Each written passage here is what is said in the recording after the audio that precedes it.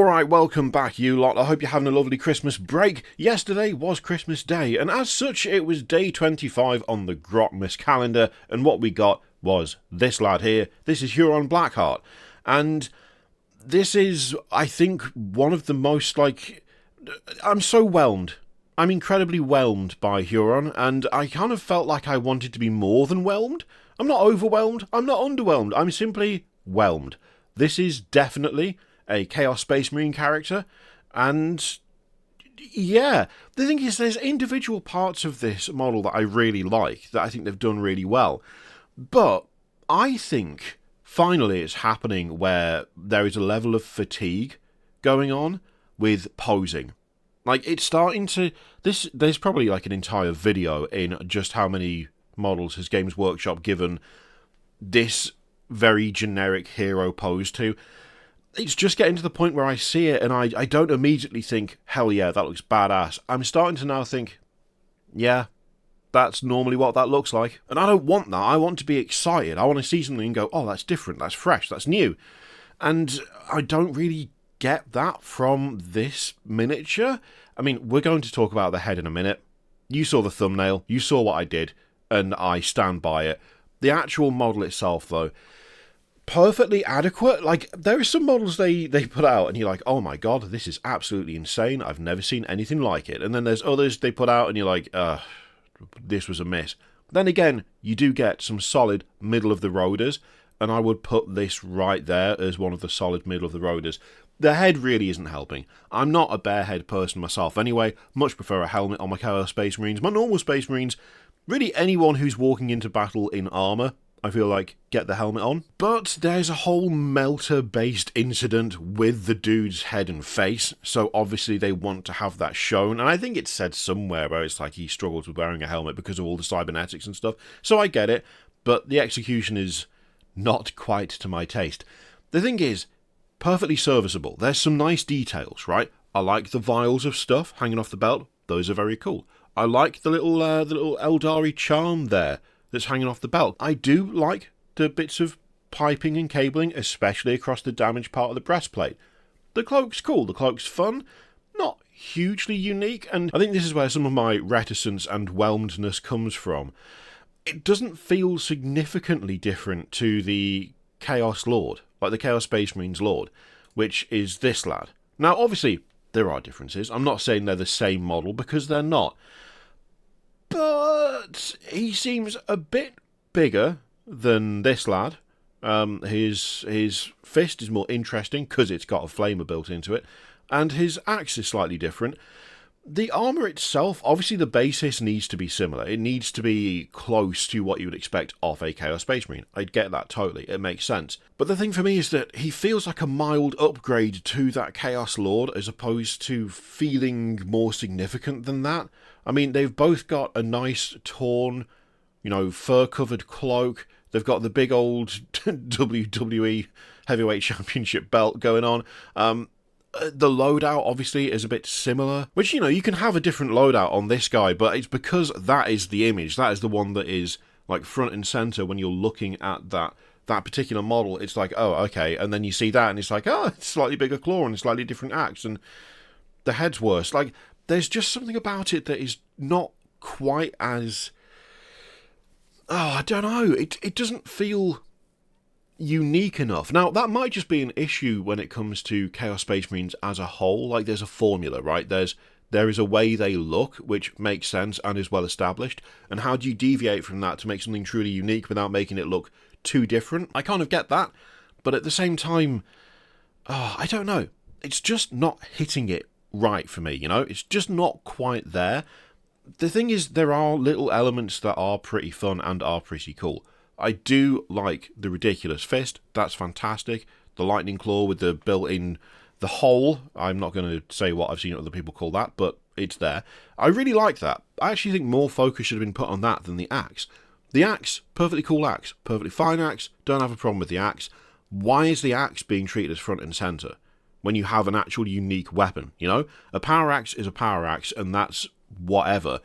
However, that hand, that's something that is unique to him. That's something that is not present anywhere else. And I feel like that could have been implemented in such a way to highlight it a bit more. You do get to see the inner workings of it. You do get to see the way it's structured with the pose that he's got right now, which is cool. But there's got to have been a different pose they could have done to make it a bit more in action and make it a bit more of a focal point than it is currently, right? The cloak looks perfectly fine. I like the cloak. Nice bit of fur around the shoulders. That's nice. I like the little decoration there, the little shield off to one side. That's pretty fun. Again, those vials, very cool.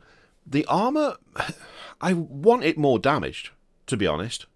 There's a little bit of damage here and there, but it's not like standing out as to how damaged it is. It's only really hugely noticeable on the chest there, on that side of the breastplate, and everywhere else there's like nothing, or there's just a little bit. Now, he got blasted from the right side, so obviously the armour being damaged on that side makes sense, but what I mean is the damage to that side, it just doesn't feel significant enough. It feels a little bit like, well, we'll put a little bit in, but we don't have a huge amount of space, so we can't go too over the top. I actually think it would benefit from going too over the top. It would make it a bit more unique, a bit more different. It would create more visual interest. It would tell more of a story if it was a bit more in your face, that damage, much as it was in his face. Harsh but true. His pet doggo down there is very fun and very cool. I like that a lot.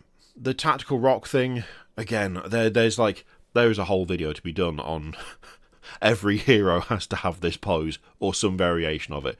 But it's just, I think finally saturation point has been reached for this particular setup, you know.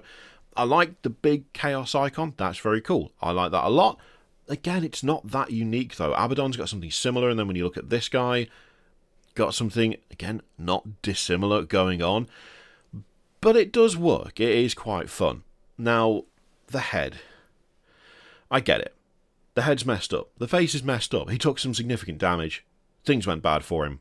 Obviously he can't just have a normal head.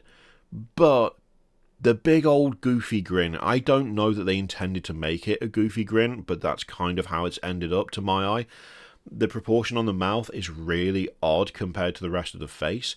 Now, again, I get there's significant damage to the face and the head. I understand that.